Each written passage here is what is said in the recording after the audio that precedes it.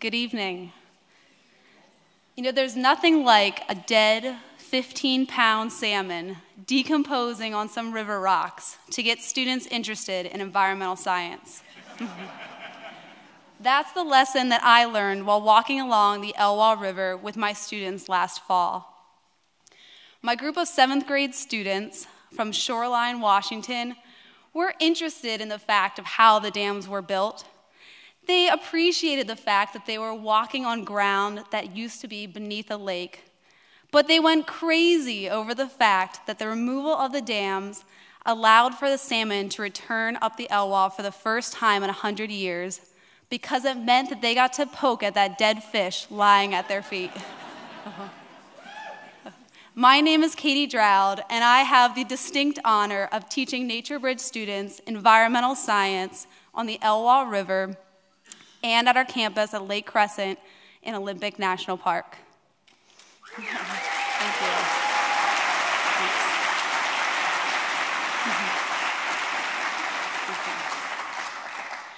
I can't imagine a better classroom, a better learning laboratory than the Elwha.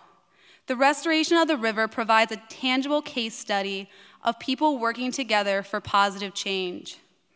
In learning about this project, students learned that enacting change can be a long and difficult process. They learned that for the Elwha Dam removal to be successful, people had to listen, to engage with those they did not always agree with, and ultimately to act with multiple stakeholders and multiple outcomes in mind. When we teach students about the Elwha River, we don't just tell them the story, we show them. They experience that incredible place for themselves. They touch the springboard notches on tree stumps that were cut down 100 years ago, stand on a 210-foot slab of concrete that once was the Chaco Canyon Dam, and walk amongst tufts of cottonwood seeds in a young forest and observe the recovery of an ecosystem. Here, the stories of the land and people are everywhere, and our students don't only learn about the stories of this landscape, but they become a part of that story. Along the Elwha, students transform into scientists, testing the quality of the water, the size of sediment, and the number of insects along its shores. Students morph into politicians, activists, and concerned citizens, engaging in debates about how the river and its salmon are managed, and the value of national parks and national lands. They evolve into artists, communicating what they have learned by creating beautiful images out of rocks and wood and leaves in the style of the artist Andy Goldsworthy. Along the Elwha, students practice the skills of inquiry, communication, and creativity, skills that the people who cared about this place before them relied on to make the restoration project a success. Perhaps best exemplified by the people of the lower Elwha Clallam tribe. And most importantly, students witness a crucial part of our country's environmental story in which bipartisanship and innovative thinking triumphed. The Elwha Restoration Project is a powerful case study here, locally, for the 5,000 students and teachers that we serve each year at NatureBridge and Olympic National Park, and it is one of many place-based lessons that we explore with NatureBridge students and campuses around the country, now serving 35,000 students and teachers in 6 different national parks. At each location, we consistently ask our students to engage in the stories of the places in which we teach. Through science investigations and team building and time to just be in awe of nature, we cultivate the skills that students will use to become active citizens. And in becoming active citizens, we hope that one day they will find their own Elwha River, their own cause that they care deeply about, and that they will advocate for. We've asked you to join us here tonight to listen to the comments Senator Bradley and Governor Evans offer as together we all seek counsel on how to protect the lands and waters that we love in these challenging and divisive times. Many were involved in helping make this a special night. First, to our special guests, A warm welcome to former Secretary of the Interior and hometown hero, Sally Jewell. Thank you.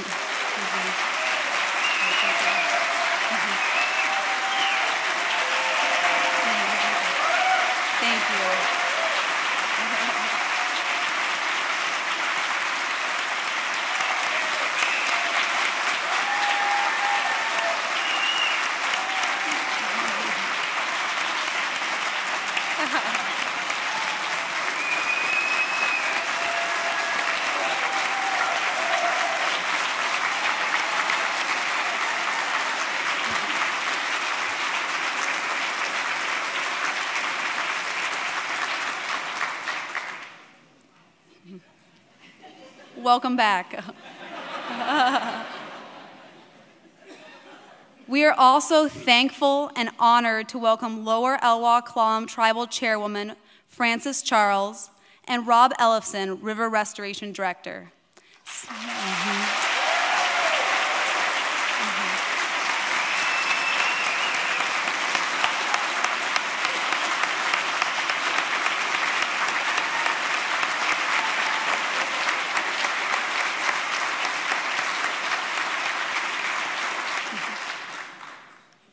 Special welcome to Sarah Creechbaum and Lee Taylor of Olympic National Park.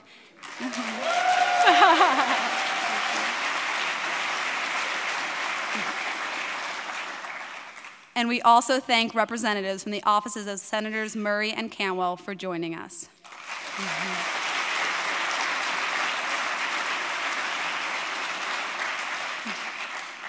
A shout out to our sponsoring companies, Starbucks, THG, and Schweitzer Mountain Resorts, West Monroe Partners and Purpose, and to our partner organizations, the Mountaineers and Mountaineers Books, Mountains of Sound Greenway Trust, National Park Conservation Association, and the Trust for Public Lands.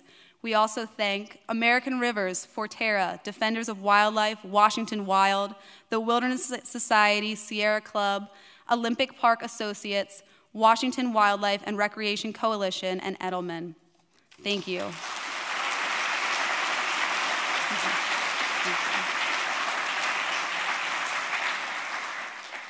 Now it's my pleasure to welcome to the stage Governor Daniel J. Evans.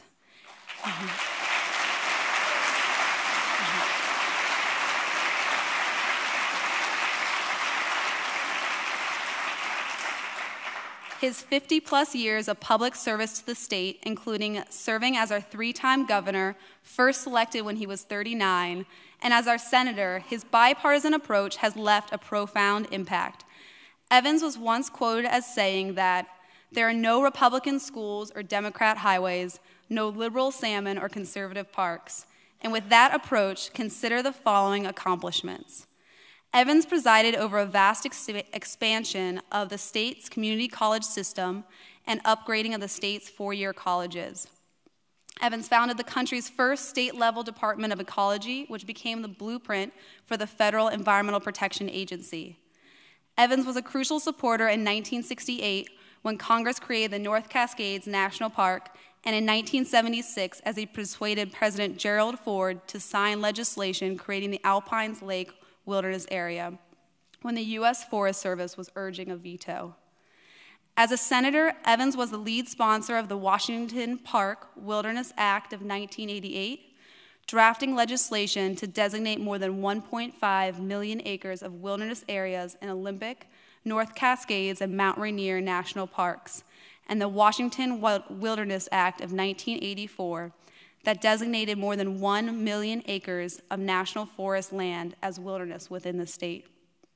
In 1989, Evans co-founded the Washington Wildlife and Recreation Coalition. Since that time, the program has awarded $620 million in grants and purchased 350,000 acres. Incredible. And I'm pleased to share with the governor that last summer I had the opportunity to backpack through the Olympic National Park Wilderness with high school students for 8 days with NatureBridge. And I can't imagine a better tribute to the governor to know that this wilderness is now named for him, the Daniel J. Evans Wilderness Area. I hope to see him on the trails this summer. Thank you, and welcome, Governor Evans.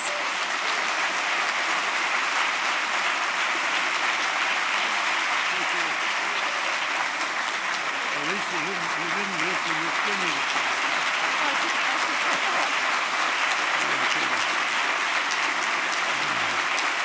Thank you. Thank you. Thank you.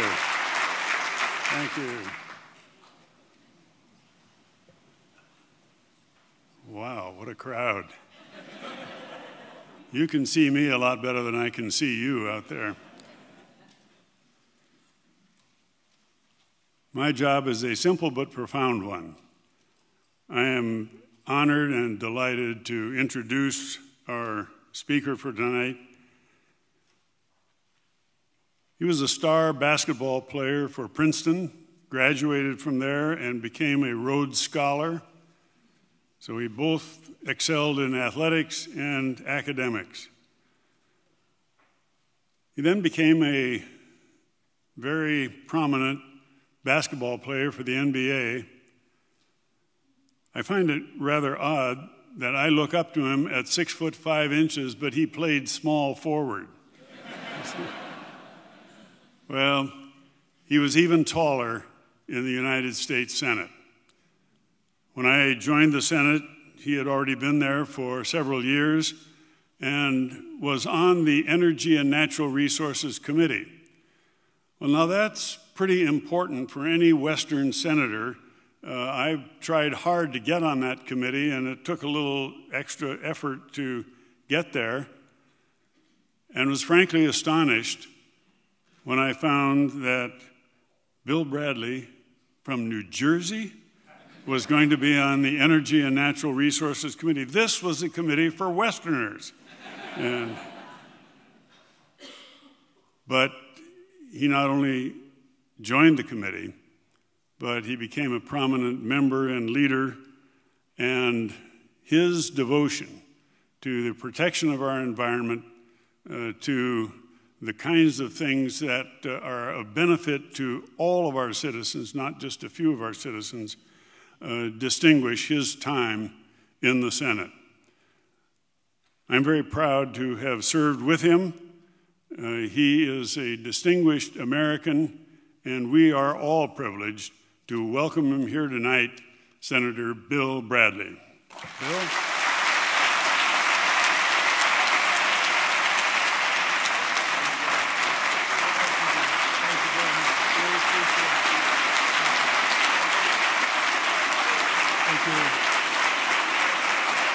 Thank you.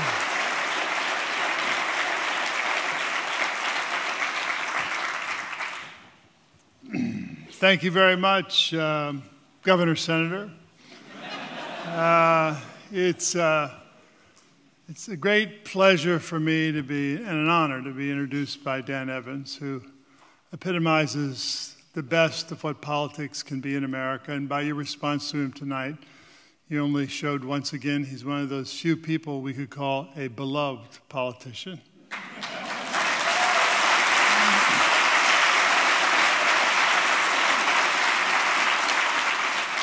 Sally Jewell, thank you, too, for being here tonight and honoring this event. You served your country for 4 years as Secretary of Interior, and you did so with great competence and great spirit, and we're grateful to you for that. We're also grateful to you for REI.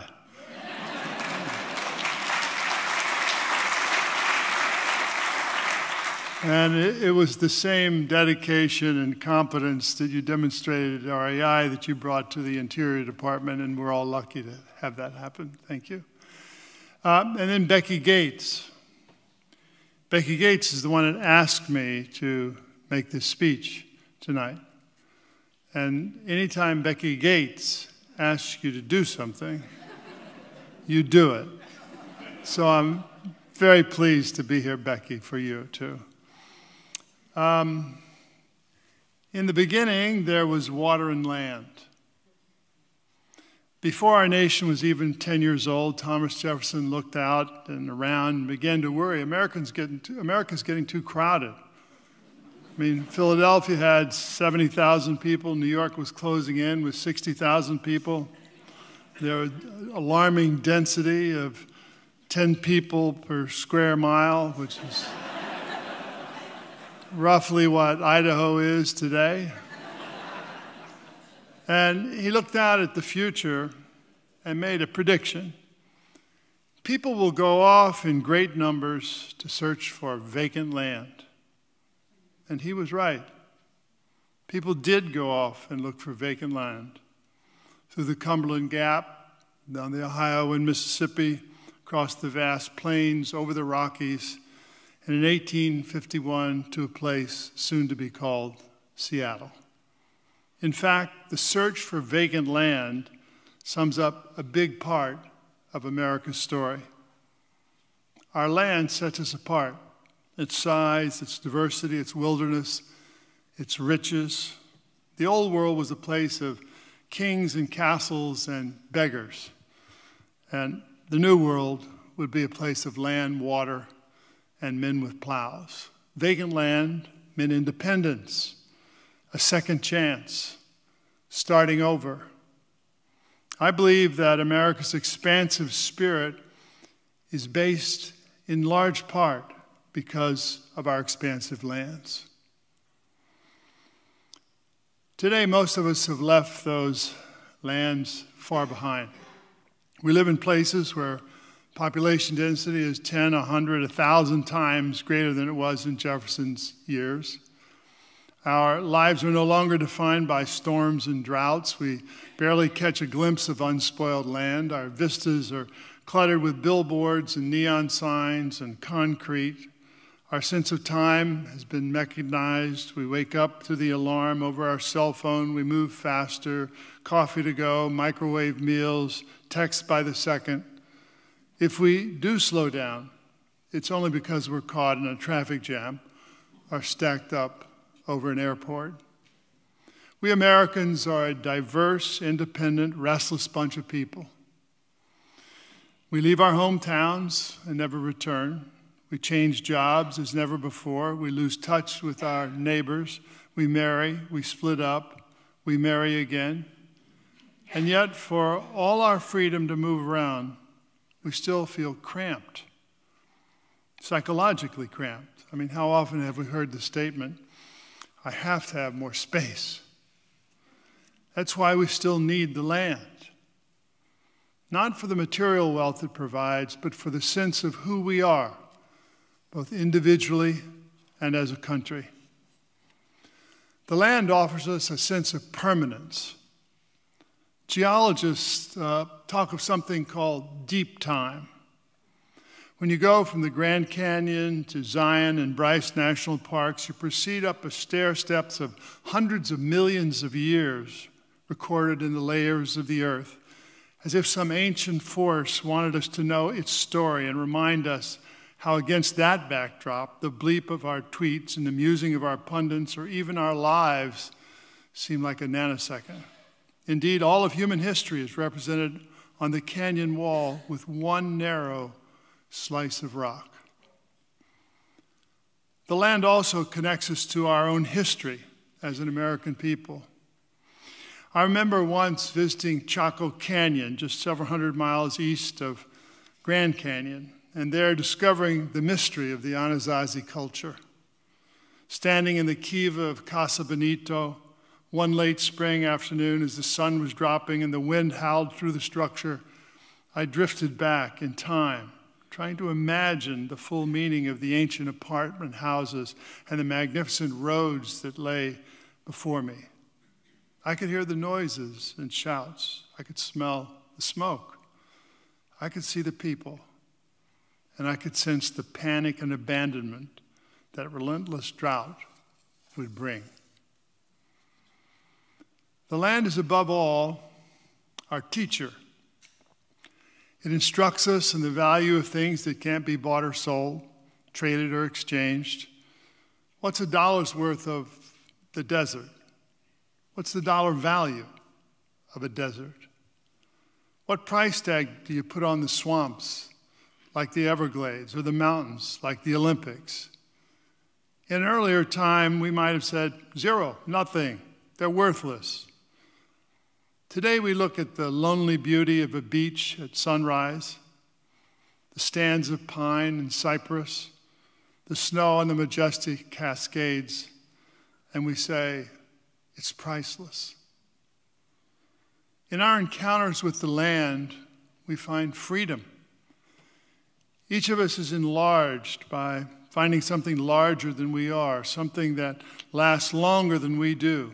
We find ourselves in the land in a way that we can't find ourselves in a crowd of strangers. But for too often, the relationship between our history and our land consisted of taking.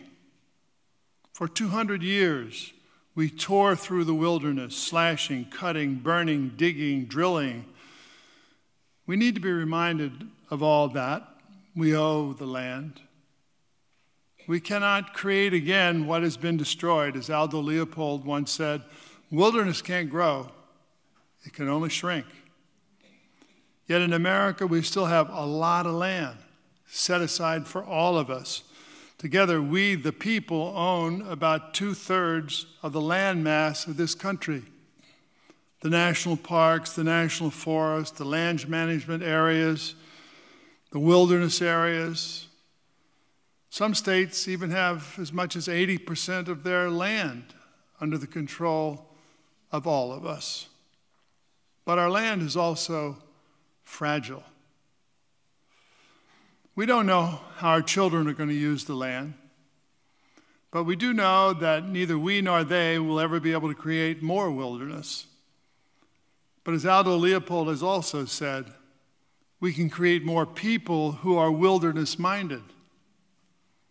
We can raise the environmental literacy of our children and teach them why sustainability is good for all people, people who don't have to possess in order to enjoy. People who walk lightly on the land.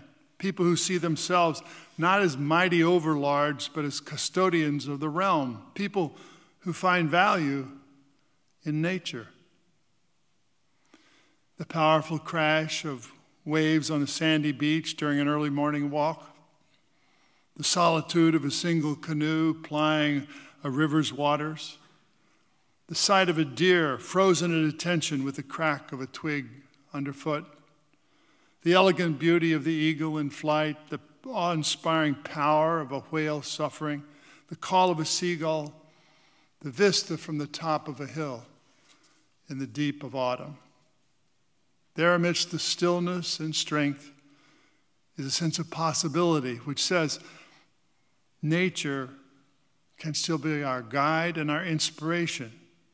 Man is still behind, fighting, and imitating, but never quite equaling the majesty and balance of the land. And the land can also, finally, teach us an even bigger lesson about ourselves and our democracy. 4 years ago, I stood on the banks of the Elwha, just about 90 miles north of Seattle.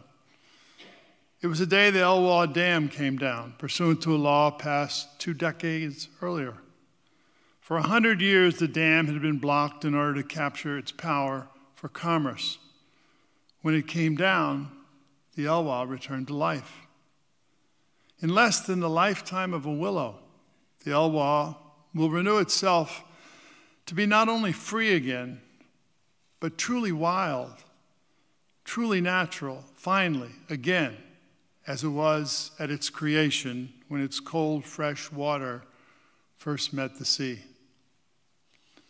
The renewal has already begun. The river is healing itself faster than anyone imagined. The salmon are already back in great numbers. We knew what the river wanted because it always had a voice. It was the voice of the Lower Elwha Kalam tribe, its leaders and members who cared for the river, lived from the river, brought the river's voice to every audience that could be found. They even brought it to me. I heard what had happened to the river, and because of that, what had happened to the tribe. It is one of those stories that stays with you. So many stories about how the United States dealt with the first Americans are stories that stay with you, no matter how many years pass. The power of those stories rises from our own well of moral judgment when we see lawlessness and injustice in acts of the United States.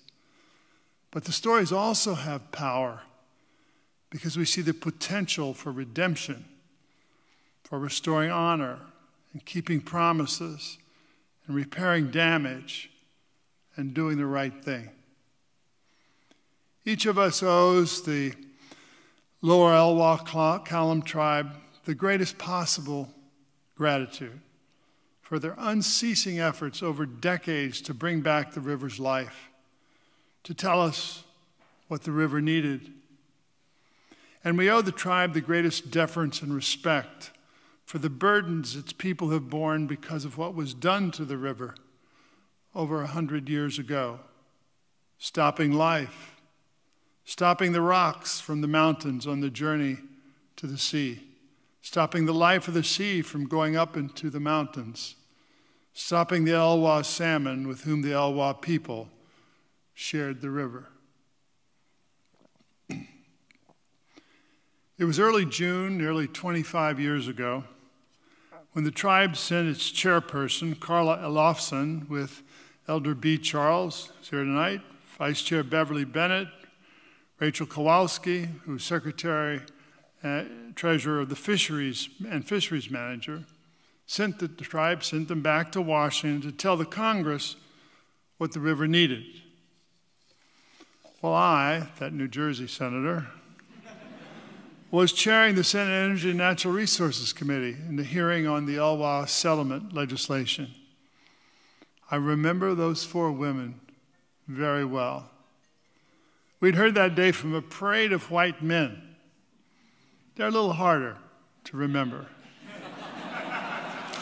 But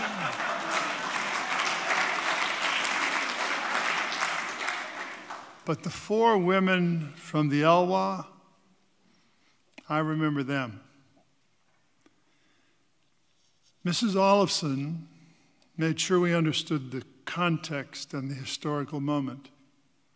She said, "It's been many years since the tribe and the Senate discussed the issues before us. The last time was in 1855 when our ancestors signed the Treaty of Point No Point and the U.S. Senate ratified it. When the treaty was signed, we were promised that in exchange for giving up our land, the United States would be sure we had a safe place to live and that our fish would be protected. For at least the past 80 years, she said, since the first dam was built on the Elwha, it has been impossible for the United States to keep its promises. I came here," she said, "today to ask the United States to keep its word and stop the harm suffered by 3 generations of Klallam people and the wild salmon of the Elwha River." And we did keep our word. One person stands out in all this who drove the effort. The person is, of course, Norm Dix. Norm fought the Elwha settlement legislation since the first day, fought for it. He was an original co-sponsor of the legislation. He fought for the settlement under President Bush, under President Clinton, second President Bush, under President Obama. He outmaneuvered every obstacle thrown at him by budget cutters, dam huggers,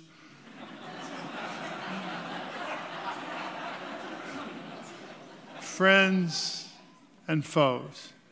He guided the settlement through years of post-enactment negotiations. He brought substance and energy when others paid lip service. He found solutions to every problem. He worked with every party and devoted himself to preserving the broad consensus that made the settlement possible. Congressman Dix's commitment is an extraordinary case study in the power of a single, unalterably determined legislator to do the public's business and serve his constituents well. Norm Dix is the Elwha settlement's hero. He made the law work. I know it's a small thing, and far less than he deserves. But please, God, grant Norm Dix the first 100-pound salmon caught on the Elwha.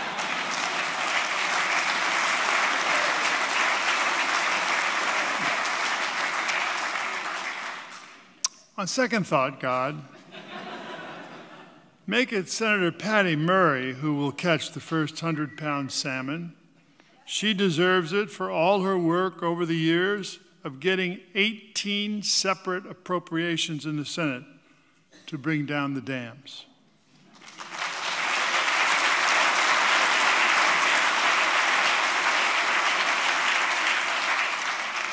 But there are many other heroes in this story, which is why it's so good. Former Senator Brock Adams, former Governor Booth Gardner, former Congressman Al Swift and George Miller, Maureen Finnerty of the Park Service, Terry Bracey, the enlightened lobbyists of the local lumber mill, and of course my loyal and talented General Counsel, Tom Jensen, without whom the dam would still be standing today.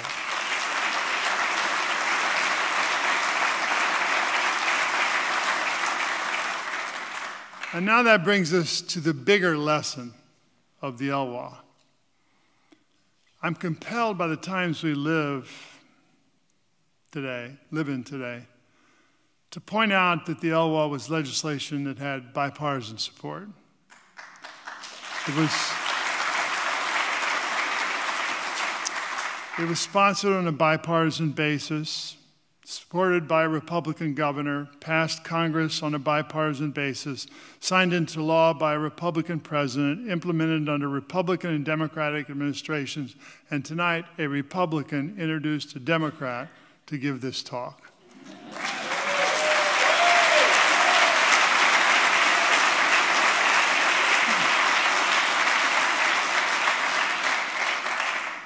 The reflection you see in the Elwha is an image of what this country is capable of, not only in the past, but tomorrow and years from now for our children and grandchildren and great-grandchildren when they're calling the shots, deciding whether and how to work with each other and defining the public interest.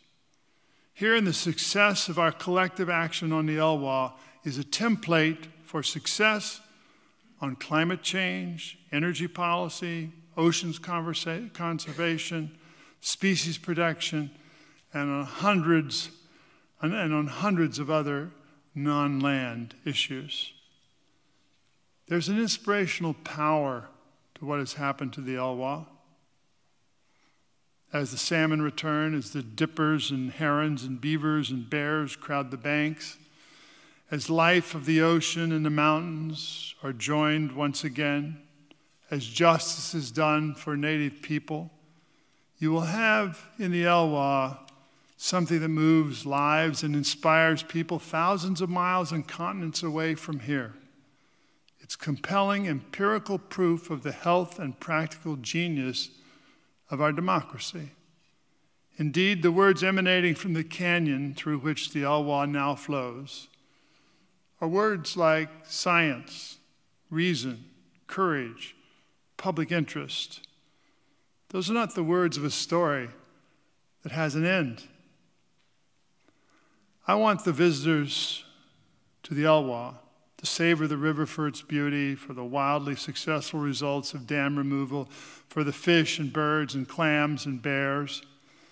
But I also want visitors to the Elwha, including students participating in this great NatureBridge program, to understand that they are present at the beginning of something wonderful, not just the after party. Every time we do right in America, we set the stage to do right again.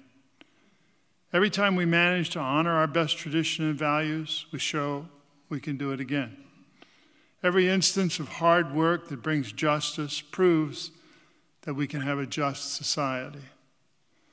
With the Elwha, we restored honor, we kept promises, we rewarded stewardship, we did the right thing.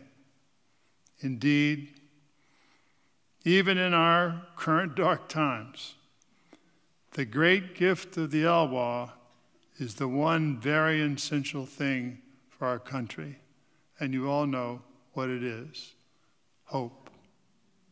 Thank you.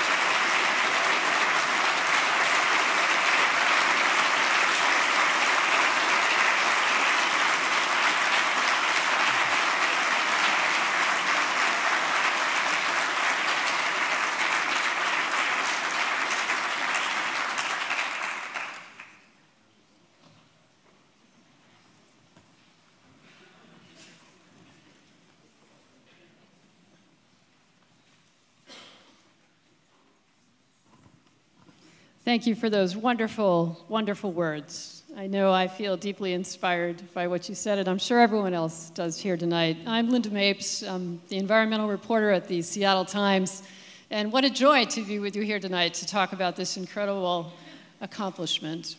I want to say just a few words before I start and tell you how we're going to run the rest of tonight.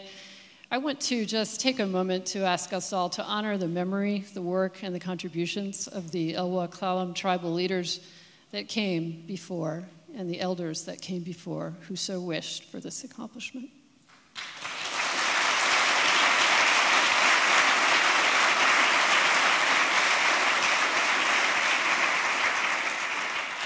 Thank you, Francis, for making the trip over yet again. It's an honor to have you with us tonight. My husband, Doug, and I just got back from the Elwha over the weekend, and I have that rare thing from an environmental reporter: good news. So the former lake bed at Lake Mills is now lupin in full bloom and up to my waist. I was doing a bit of reporting for a story that I'm going to have out in the paper on Sunday about how things are going on the Elwha. Well, get this. In 2016, there was a Chinook salmon that swam all the way to River Mile 35.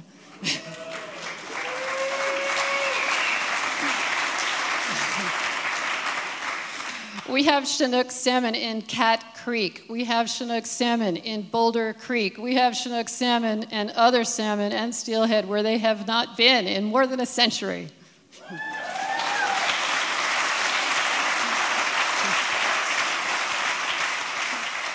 We have dippers bearing double clutches of chicks. They're getting so much food from those coho salmon eggs. We have more eagles in the lower river than there have been in a generation because they have eulachon to eat. It's working.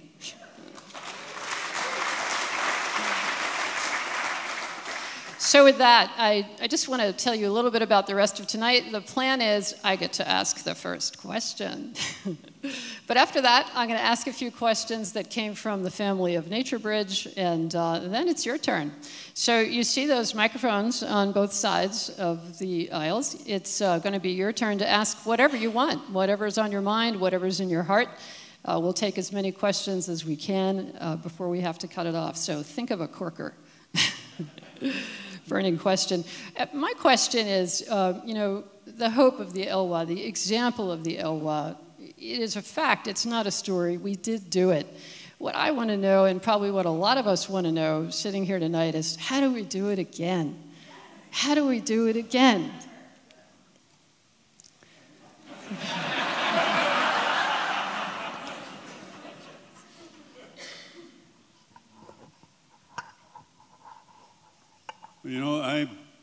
Years ago, my father had a sort of a slogan, and on more than one occasion, he would tell me, you've got 2 ears to listen and 1 mouth to talk, so you ought to listen twice as much as you talk.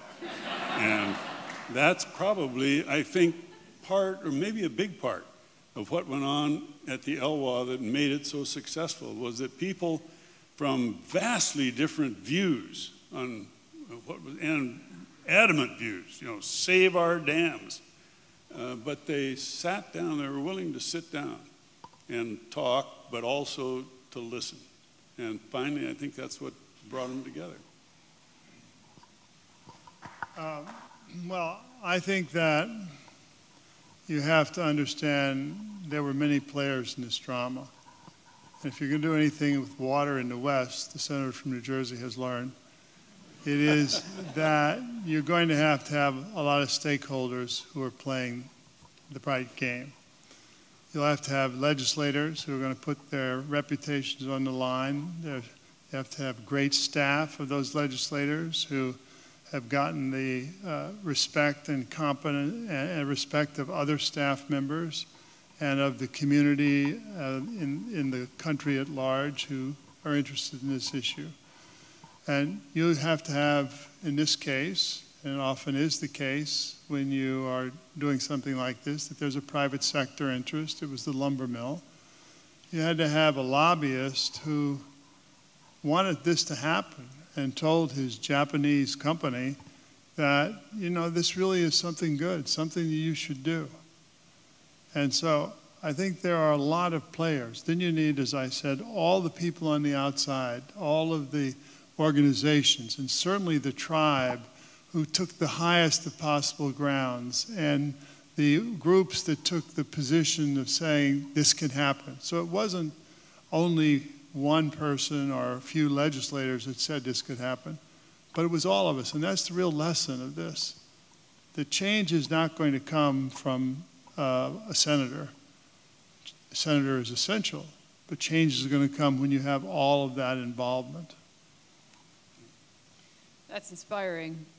On that note, I want to think about the young people for a moment, the ones who are going to have to make some of the biggest changes that our planet is going to need, that we're all going to need. This is a question from one of the NatureBridge family members, and this one is for you, Senator Bradley. How do we get young people out of the cities, away from their phone and computers, and into nature? The conservationists of the last generation are passing. How do we create a new generation of conservationists so the remarkable work that has been done stays done and hopefully is expanded? I would say support NatureBridge. Hear, hear.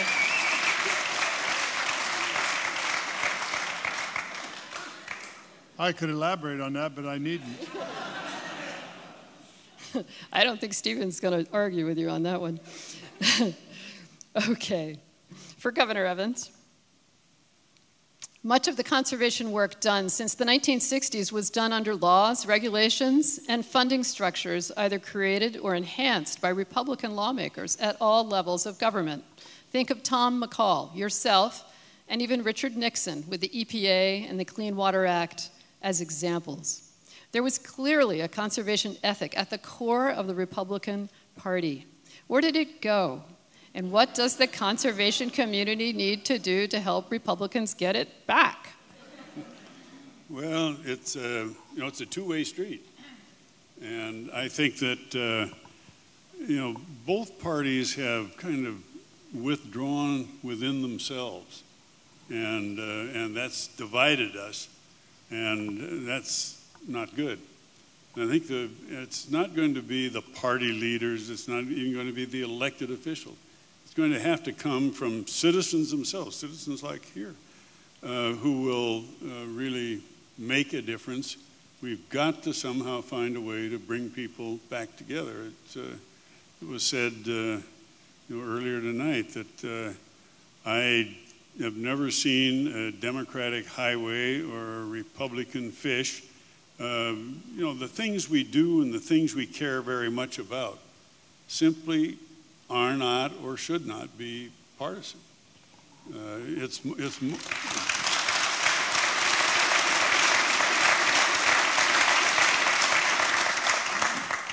Or maybe it's more accurately just in the particular immediate interest of someone.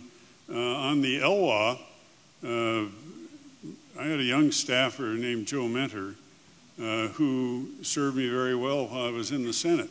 After I left the Senate, and after he left serving with me, he became an environmental lawyer, but he had an opportunity to bring together people in the Port Angeles community. And these were people that exclusively said, save our dams. that was, that was their business, that was their enterprise, it was the feeling of the many in the community.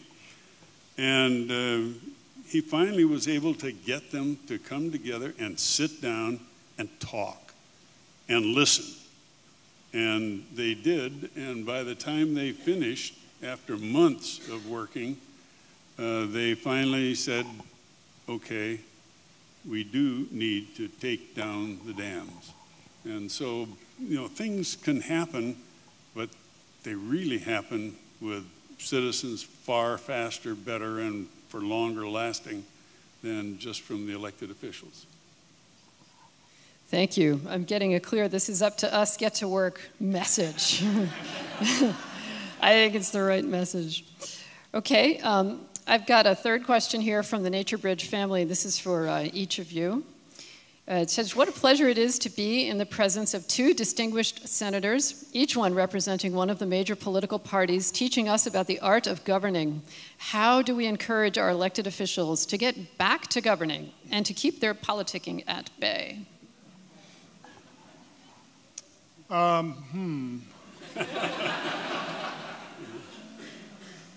think it simply takes a few courageous individuals.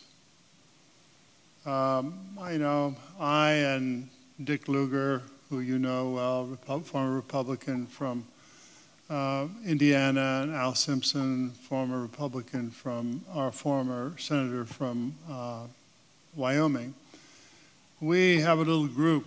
We have 4 Republican, 4 Democratic Congresspeople in their first 2 terms.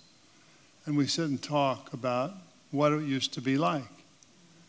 And what is very clear is they want to legislate. They came to Washington to legislate, not to follow the leadership like in, on Paris there's a red flag and ever the tourists follow the guy with the red flag. Not the leadership, but they want to be able to have the flexibility to use their judgment of what is the right thing to do for the country. And that's the way it used to be. And there is a terrible price that is paid by failing to do that. And I can give you just an example of this. How many of you have seen the play or listened to the music of Hamilton? Okay. Many of you. Well, it is essentially the story of Alexander Hamilton. And Washington was the president. Hamilton was Secretary of Treasury. Thomas Jefferson was Secretary of State. Not a bad team.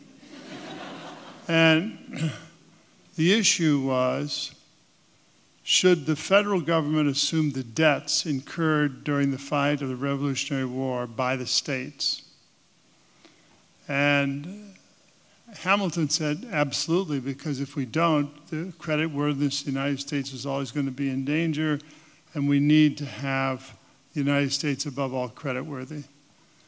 Thomas Jefferson said, absolutely not. We frugal in Virginia, we manage our own affairs. Why should we do something to make up for profligacy in South Carolina or Massachusetts? Back and forth, back and forth. Couldn't get agreement. And Washington said, look, you got to get agreement. You two work it out. And so they talked, and they still couldn't get agreement. Washington became impatient. Let's get an agreement. And then Hamilton, you see this in the play, ever inventive, said, aha.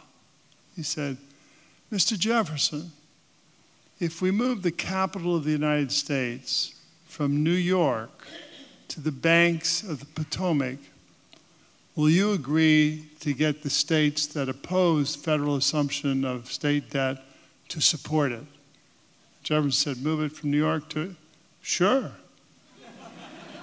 And so they cut the deal, the capital was moved, and the federal government assumed the debts of the states.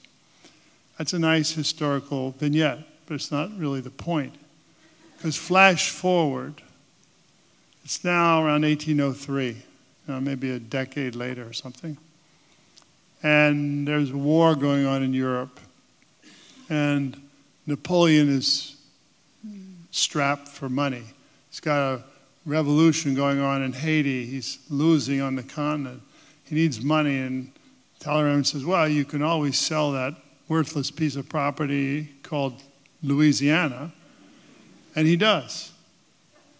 The French sell the young United States for something like $25 million, all of Louisiana. And 15 of the 25 were borrowed because the United States had full faith and credit and was recognized that it would stand behind its debt. So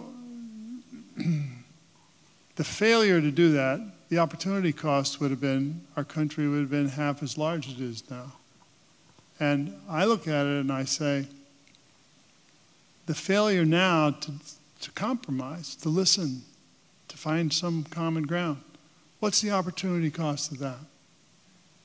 What will be the event 5 years, 10 years from now that'll pop on the scene that will suddenly blindside us? What will we not be prepared to do?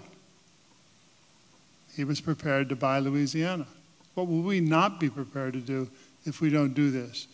So I think that there's a greater sense of urgency than you imagine.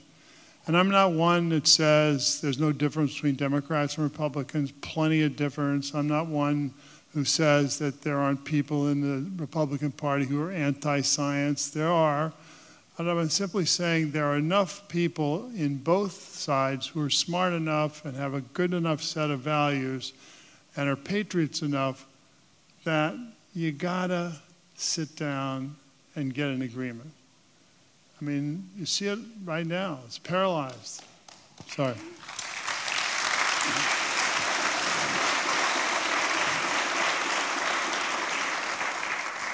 Governor? And I think a couple of practical things that have happened that make it even more difficult. We're at a point where elections go on forever. Once you get elected, you're running for the next time around. And so there is no opportunity left to have social interaction between the members of Congress. It used to be that you could do that, and it did happen. And now people don't even talk to one another if they're from a different party. And the other thing that I think affects all of us. The once 24-hour news cycle is now about 24 seconds. And the people who, we've given a huge megaphone to everybody. And we are finding it much more difficult, it seems to me, to really gain what's accurate. Everybody's got their own set of facts now. And they have a big megaphone to produce it, and I'm afraid we're at a point where currently the listeners of news, the receivers, aren't as clever as those who are producing the news, and that's a real problem, I think, for all of us. I agree. I mean, if we're going to do two things, it would be campaign finance reform, gerrymander reform.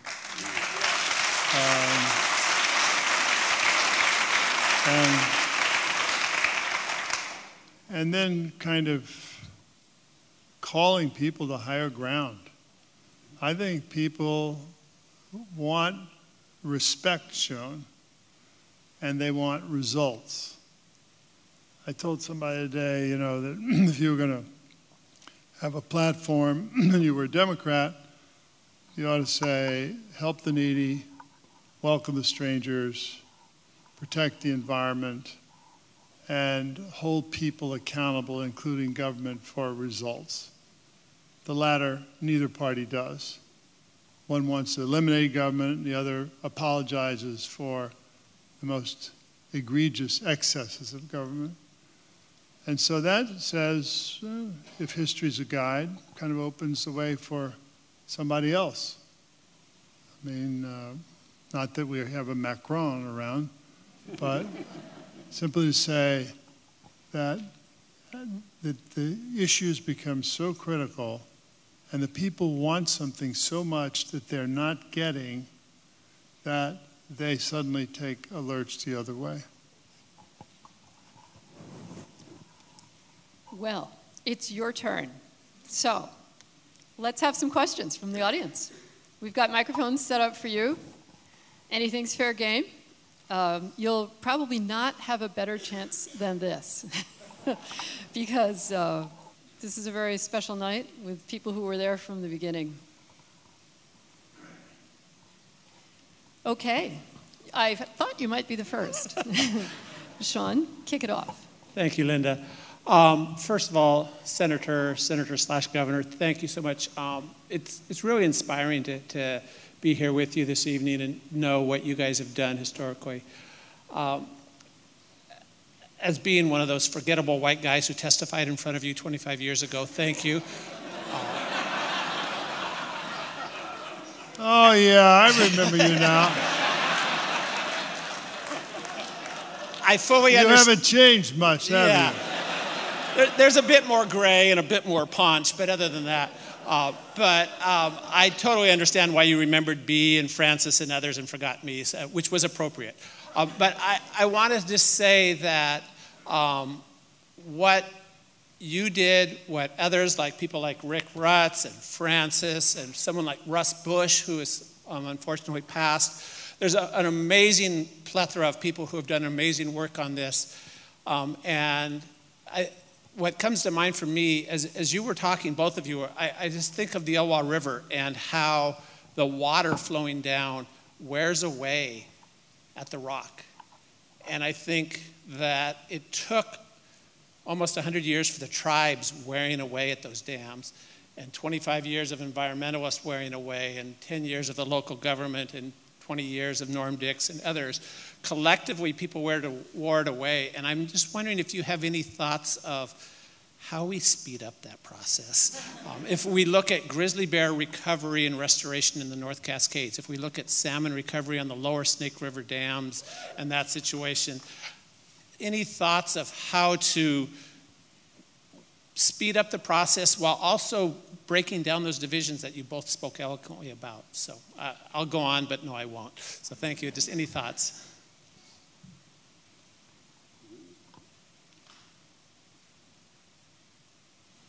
You know, great things take time, and I'm not sure you necessarily can speed things up.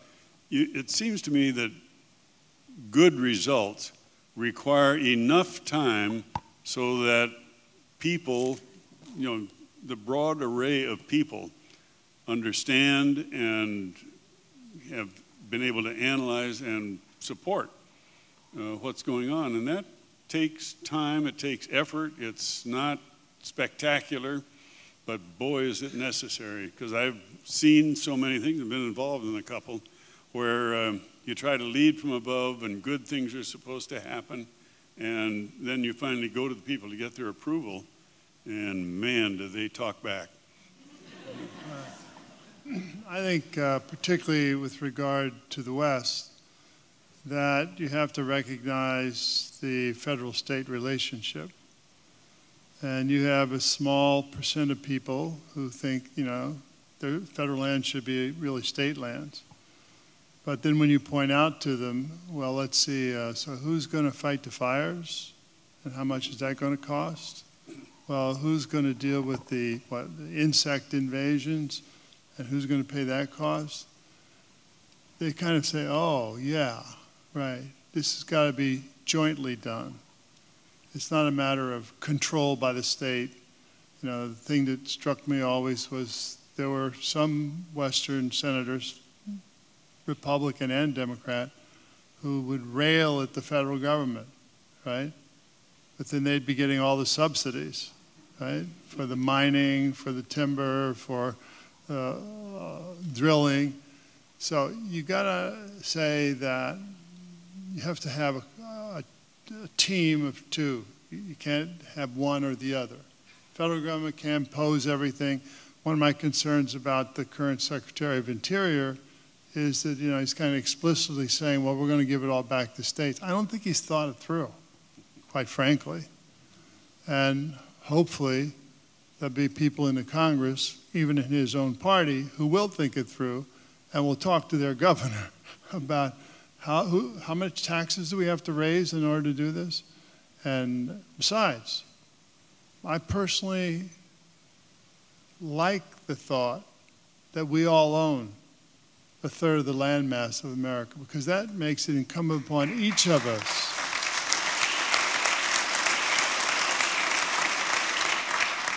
because that makes us each have a responsibility. And that responsibility is not to simply say, governor, do it, or senator, do it, but is to say, am I dropping this piece of paper here? Am I throwing this can there? Am I walking lightly on the land? So, you know, we got to get to a time where everybody sees they can play a part in this. I think you said it all. All right, let's have another question from this microphone, please. Thanks. So first of all, I want to say Bill Kingston taught me 7th grade civics. And I know this is going to be a real tough question. well, actually, that's not the question. I also am probably fairly unique here in that I voted for each of you for senator. I hitchhiked out here in 1980 and was able to vote for Senator Evans. My only question is, in what order? But my real question has to do with water, which is really critical. And courts have held that tribes and the salmon have adjudicated rights to water and in-stream flows. And I'm wondering, I'm always looking for an optimistic take, and I'm wondering if you think that, first of all, are these rights going to be upheld in today's political environment if it works its way to the Supreme Court? And also, is there potentially a path forward for solving some of these problems with those rights on the table and the tribes and the salmon having these rights that force the issue even when people want to ignore it? Well, I think we have to start with the fact that, you know, the waterways generally of the country are a public resource. It's like the public lands that Bill was talking about, and we've got to protect them and the uses of that water. I don't know what the courts will do. We have gotten to a point where I'm afraid the Supreme Court of the United States may be more political than it has been in the past, although it's been pretty political in days gone by. And I can't tell you what's likely to happen with the Supreme Court, but I would be really disappointed if the Supreme Court at any time said, we don't care what those rights that were given many years ago, we're going to tip them over. Just shouldn't happen. I don't believe that it will. The most complicated issue that I dealt with in 18 years on this committee was water, right? And water rights in particular. Is it Native Americans will have the rights? Is it states? Is it federal? And there's a whole case law of each one of those things that make it mind-bogglingly complex. So then you step back and say, well, where's the moral responsibility? Who do we owe the moral responsibility? I think on that grounds, we have the moral responsibility to honor the rights of the first Americans, but to do so in a way that treads as lightly on the needs of the other two stakeholders. Okay, let's have another question. You're next. I grew up in the 90s where we've begun to lose a lot of trust, and I don't see that people on either side of the aisle begin to really trust that the other team has the nation's best interests at heart. I see that now. I've seen that growing up, and as I've become more politically aware. How do we begin to address that? How do we begin to trust each other as countrymen again? How do we say, I believe that you believe this is the right way forward, but I disagree? And how do we get past, you hate America, no, you hate America? You know, I love to read history, especially American political history. And too often we think that we want to go back to the good old days. Well, boy, there weren't a whole lot of the good old days. You know.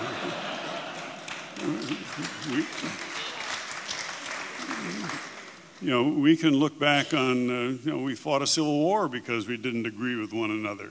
We haven't done that recently. So, each time brings its own set of issues. We have to deal with them, hopefully in an intelligent way. But I hear that so often, gee, if we only had it like the good old days. But I think these are the best of days we could ever have, really. At least the potential is there for everything from the medical research we are doing to the whole host of things that I think can make tomorrow better than it is today. And so I'm not among those pessimists who say we got to go back to the good old days, because politically we had some doozies over time, and we're a lot better off today for having resolved some of those, but we're facing some new doozies right now. Well, I think that, as I said earlier about respect, is the beginning of this. Just take an extremely controversial issue, right? Abortion. New Jersey is 40% Catholic, right? My position was pro-choice. I would frequently do town meetings where there'd be vociferous pro-life people. So I had a choice.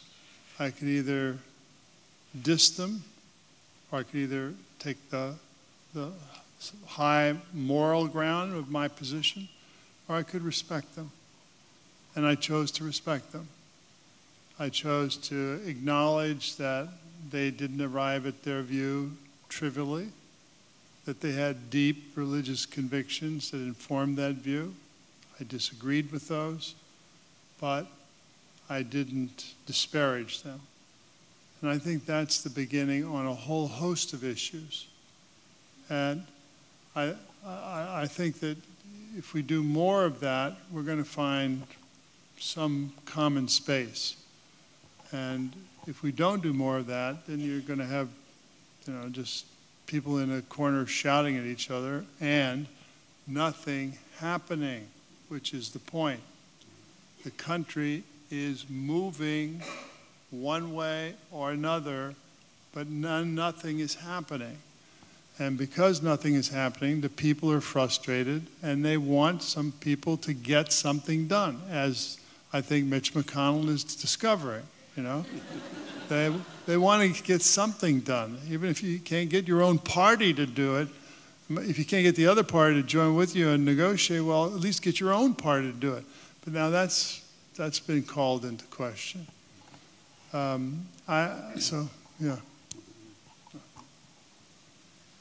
Well, abortion is an issue. I've never heard anybody walk down the street saying, I love abortion. I can't think of an issue where the facts themselves, almost everybody's on the same side. If you could find ways for, I think that both sides on this issue, I am afraid, have gotten to a point where leadership wants to make a point more than find an answer. And that's where we run into gridlock. But God, if we worked on better sex education for our youngsters, better adoption facilities, better There's a whole host of things that people on both sides of that issue could or should agree to. And that would do a whole lot more for resolving that as a major divisive issue than anything, but we can't get started. But quickly in answer to the real question you asked before I went down this meandering path. You have never had more power as a citizen than you have today. Your group has never had more power. The social networking, internet, that has given you the ability to organize in ways that you have never organized before. And, you know, here we have the election of Donald Trump, and suddenly there are 55 organizations organizing to challenge, right? Well, why don't you have 50,000 organizations organizing to actually reform democracy, right? And if you only operate when you demonize, then you never get to where you want to go. And you can now, in this room, and there are organizations in this room that do this. I think NatureBridge is a potential example of that, who you can project your ideas and get people to join you and make your views known. And that's really important. I mean, NatureBridge, you know, so do you need the federal government? Really? It would help. It would help, right? As you said, you did a fund that, I forget what you said, when you were governor, it's now got $1 billion for environment in it. Yeah. But, you know, you have to get out there and do it yourself. And NatureBridge doesn't need the federal government. It needs us to help the very important job that it does, which is to give young people an experience of the natural world that will transform them in a fundamental way and give them a moment they will never forget. And I bet in this room, if I ask, you know, when did you stand in awe of nature? When was a moment where you had something happen to you in a natural environment that reminded you of who you were as a human being and why you were lucky to be on this earth and how creation has brought us to where we are today? And so I think that you've never had more power. Just go get it. Yeah.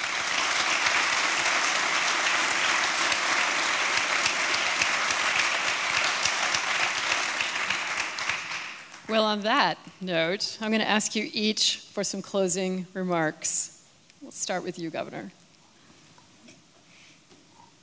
Well, it's a privilege to be here and to be part of this.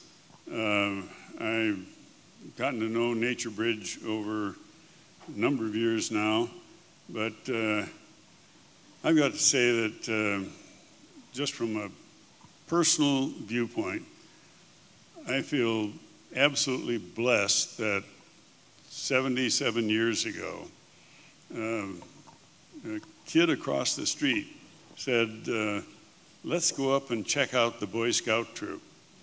And I didn't have any idea what that was going to lead to. We did, and that led to my first experience in nature, which I was absolutely certain was going to be my last. Because it was the November climb of Silver Peak up near Snoqualmie Pass. And we started out and it was okay, except the older boys in the troop said, boy, there are lots of cougars and other things, you know, that stuff going on. And we got up, and the further we got up, it started to rain, and then it started to blow, and the rain turned to sleet, and the sleet turned to snow. And I was certain that I would never get back, and if I did, I would never go up again. We finally got to the top and stood there in this infinite fog, and we started back down again. And the snow stopped, and the clouds parted, the sun came out. By the time I got home, I burst through the door saying, I climbed that mountain. So you forget all the bad stuff very quickly. But in that moment, really created a love for the outdoors, and particularly the wilderness, that has lasted for all the intervening years. And I think that experience can create environmental citizens and environmental citizen leaders, and we better start there. And tell them to put down the doggone cell phones and electronic games.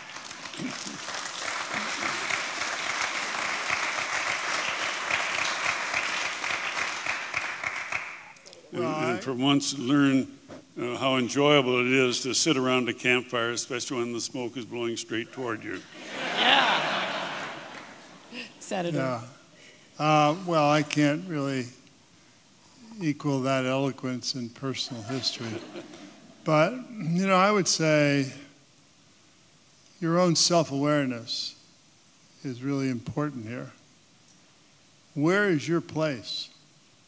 I mean, you know, are you an Everglades person? Or are you a Rocky Mountains person? Who are you? And what part of your spirit is touched by that, and why? And in my own case, I'm touched by kind of two extremes. One is the Atlantic seaboard barrier islands, where even though they might be built on, you still get a sense of the genius of having this break in the tremendous power of the ocean. And the power of the ocean, that when it gets beyond, it hits hurricane level today, will wipe away those barrier islands and all the houses on them, as it always should, as it always had in the past. And man's hubris keeps right building, build it right back there, because they want to sit out on the beach. But just the barrier islands along the Atlantic seaboard, and that goes from New Jersey to Georgia, is always going to be a very, I felt that was a place. The other place and the animals that I feel are the Pacific Northwest. I mean, there's something about the eagle or the bear or, you know, the whale that speaks to me at a very deep level. And, you know, something about a rainforest, which is probably the richest place in the world in a natural setting. And a temperate rainforest because it's accessible. A tropical rainforest, forget it. I mean, I couldn't get through it. But a temperate rainforest, that's what's in the Olympics. That's what's along the West Coast and Canada and the United States. Know who you are, know where you are, where you come from, and why that speaks to you. Why does the eagle speak to you? Why does the bear? I mean, you know, does the bear remind you of your mother? And I don't say that too facetiously, because, you know, as the bear takes care of the children. The bear takes care of the cubs, and the mother bear is fierce, and the mother bear teaches. I mean, what about the eagle? Or what about the whale? I mean, you know, the intelligence of some of these animals that we think are animals, but they have something that I think, for me at least, has always inspired me. Thank you both.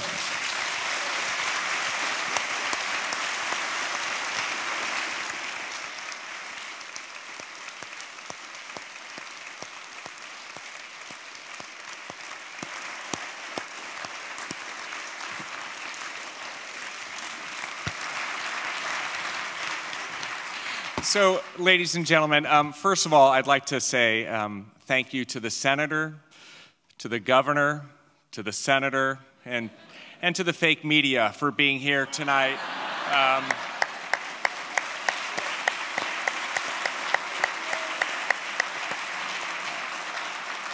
Thank you, Linda. My name is Philip Kilbridge. I'm the CEO of NatureBridge, and I'm just delighted that all of you could be here this evening. And I'm inspired by your words. I'm inspired by the optimism. We've never had more power than we do now.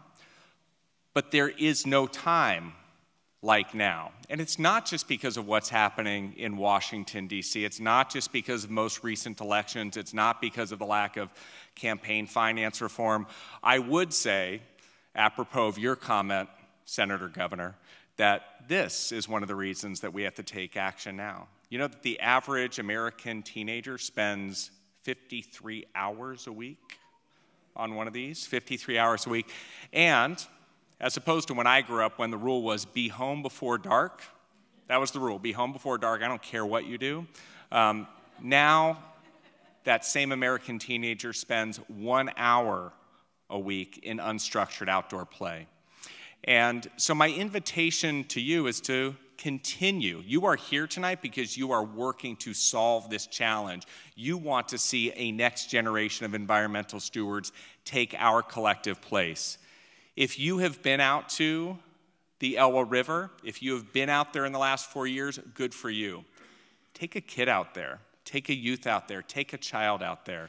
Connect with any of the great organizations that are help sponsoring this event tonight.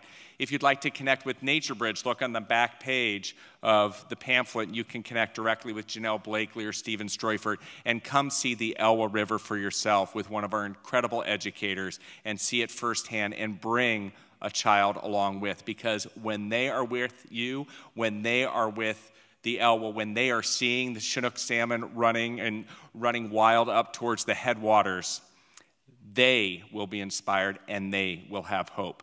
Thank you so much for being here tonight. We appreciate your presence.